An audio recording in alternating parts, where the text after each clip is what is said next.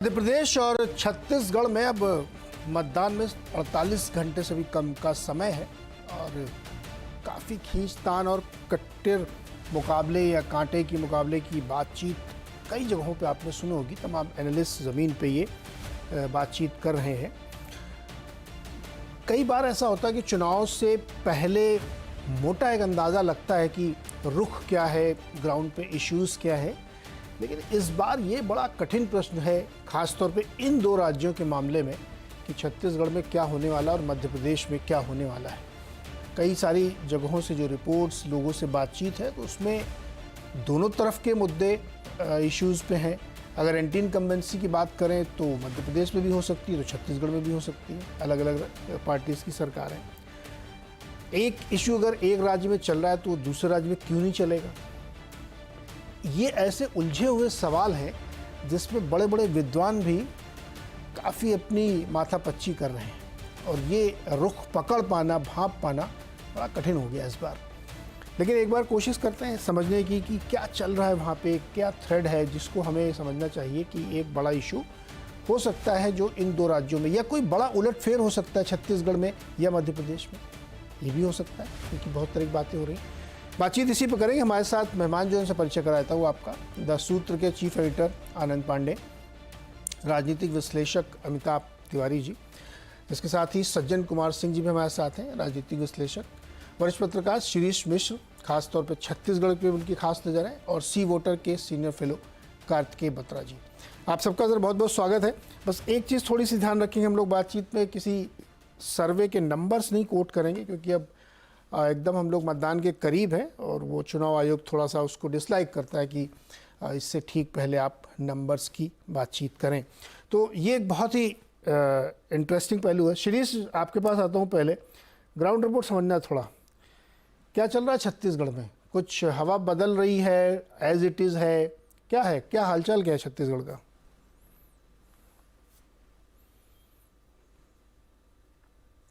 Unmute करिए शिरीष पहले अपने को। नीरज, इसके पहले भी जब मैंने आपके साथ चर्चा की थी तो मैंने इस बात पर जोर दिया था कि छत्तीसगढ़ में चीजें वैसी नहीं है जैसी नेशनल मीडिया या बाहर के लोग समझ रहे हैं। छत्तीसगढ़ में बहुत सारी ऐसी चीजें हैं, लोग बाग छत्तीसगढ़ को समग्र रूप से देख रहे हैं, मैं सीट वाइज देख रहा हूँ, क्योंकि भारतीय जनता पार्टी ने जो स्ट्रेटेजी बनाई है वो सीट के हिसाब से बनाई है। वो पूरे स्टेट के हिसाब से उनकी रणनीति अलग है और सीट के हिसाब से, जोन के हिसाब से अलग है। छत्तीसगढ़ मोटे तौर पे 3 जोन में है, जिसमें दंतेवाड़ा है, बस्तर है, उसके अलावा एक सरगुजा का हिस्सा है और दूसरा प्लेन जो मैदानी इलाका कहलाता है, जहां सबसे ज्यादा सीटें हैं, 64 सीटें हैं। लेकिन छत्तीसगढ़ में अलग अलग जगह के अलग अलग मुद्दे हैं और जैसा कि पहले चरण का चुनाव हो चुका है और जिस तरह से भारतीय जनता पार्टी के नेताओं की जो बॉडी लैंग्वेज है, डॉक्टर रमन सिंह का जो कॉन्फिडेंस है, प्रधानमंत्री मोदी जी ने जो महासमुंद की सभा में कहा है, अमित शाह ने जिस तरह की बातें की है, उससे ऐसा लग रहा है जैसे अभी प्रधानमंत्री जी ने एक जगह सूरजपुर में भी कहा कि मैं आपको वोट देने के लिए नहीं, सरकार जो बनने वाली है उसके निमंत्रण देने के लिए आया हूँ। ये अपने आप में एक बहुत वैसी बात है जो साफ तौर पर दिखाती है कि भारतीय जनता पार्टी का जो मनोबल है वो कितना ऊपर है। और जहां तक छत्तीसगढ़ में रुख बदलने की बात है, तो आप मुख्यमंत्री जी के बॉडी लैंग्वेज को देखेंगे तो आपको बहुत सारी चीजें समझ में आने लगेंगी। सबसे महत्वपूर्ण बात यह है कि कांग्रेस को पहला चरण होने के बाद गृह लक्ष्मी योजना लॉन्च करनी पड़ी। इसका मतलब है कि वो समझे कि महतारी वंदन योजना जो है भारतीय जनता पार्टी की, वो काम कर गई है। प्रथम चरण में 3,000 रुपए ज्यादा की घोषणा की है, 15,000 रुपए साल देंगे। इस बीच आज ही प्रधानमंत्री जी ने जो किसान सम्मान निधि का 18,000 करोड़ की राशि जारी कर दी है, वो अपने आप में छत्तीसगढ़ में जो किसान का मुद्दा है, जिसको दोनों पार्टियां एक हौवे के रूप में देख रही थी, कांग्रेस अपनी मेरिट के रूप में देख रही थी और भारतीय जनता पार्टी को लग रहा था कि यहीं पर हम पिछड़ रहे हैं, वहां पर भारतीय जनता पार्टी ने इसको मेकअप कर लिया है और जो महतारी वंदन योजना है उससे भारतीय जनता पार्टी ने एक लीड ले ली। ये कौन सी योजना बता रहे हैं? महतारी वंदन क्या है? देखिए, जिस तरह से मध्य प्रदेश में लाडली लक्ष्मी योजना चल रही है, हाँ। तो इस तरह से छत्तीसगढ़ में सभी विवाहिता महिलाओं के लिए 12,000 रुपए साल देने की भारतीय जनता पार्टी ने घोषणा की थी, क्योंकि उनको मालूम था कि किसान के मुद्दे को यदि हमको डाइल्यूट करना है तो उसको हमको 3 हिस्से में बांटना पड़ेगा। एक किसान का परिवार और उसके साथ उसमें जाति गणित।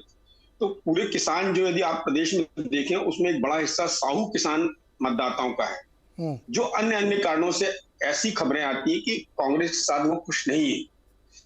दूसरा एक उसमें बड़ा वर्ग है महिलाओं का, तो महिलाओं के लिए उन्होंने मैतारी वंदन योजना शुरू की है। शराबबंदी एक उनका एक दूसरा एक बिंदु है जहां से वो उस मतदाता ग्रुप में या उस समूह में वो पेनिट्रेट करना चाह रहे हैं, उसको अलग अलग हिस्से में बांटना चाह रहे हैं। तो यदि आप देखेंगे तो किसान को उन्होंने 3 हिस्से में बांट दिया है। एक साहू मतदाता का हिस्सा है जिसको लेके वो बीरनपुर और बाकी चीजों को हाईलाइट करते चल रहे हैं। साथ में उन्होंने मैतारी वंदन योजना, शराबबंदी, तो महिलाओं को वो साधते चल रहे हैं। किसानों के लिए उन्होंने 21 क्विंटल 3100 रुपए 2 साल का जो उनका बकाया बोनस था वो, और प्लस उनका कहना है कि हम वन गो में एक बार में ही पूरा पैसा देंगे, चरणों में नहीं देंगे। और आज उस पर प्रधानमंत्री जी का किसान सम्मान निधि का जो टॉपअप उन्होंने किया है, शिरीष, तो ये अपने एक बड़ी दिलचस्प बात आप कह रहे हैं। मुझे उत्तर प्रदेश के चुनाव याद आ रहा है 2017 वाले, कि वहां जातियों के बीच में जाकर के बहुत ज्यादा कीमा बना दिया था उन्होंने। अब आप कह रहे हो किसान को भी 3 हिस्सों में बांट दिया, किसान का परिवार अलग, किसान अलग, साहू किसान अलग। मतलब ये तो बहुत ही इंटरेस्टिंग स्टोरी आप बता रहे हैं। अब मुझे थोड़ा बिग पिक्चर में समझिए।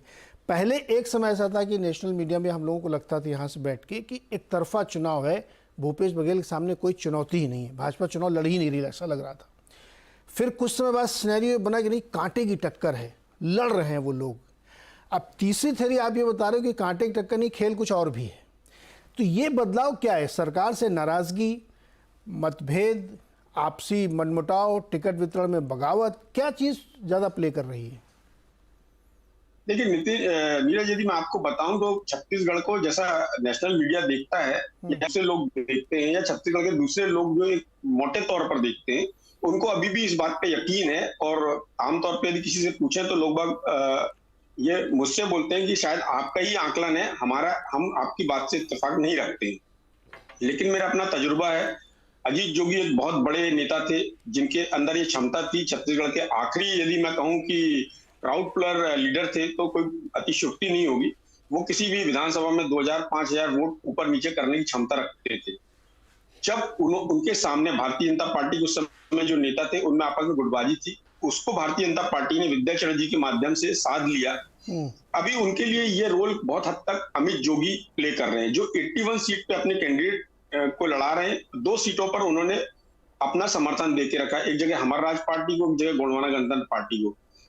तो आप देखिए भारतीय जनता पार्टी ने अकेले एक हिसाब से काम नहीं किया, उसने अलग अलग हिसाब से उसने काम किया है। कहां पर उसने सबसे पहला काम यह किया कि कांग्रेस के वोटर को कैसे बांटा जाए।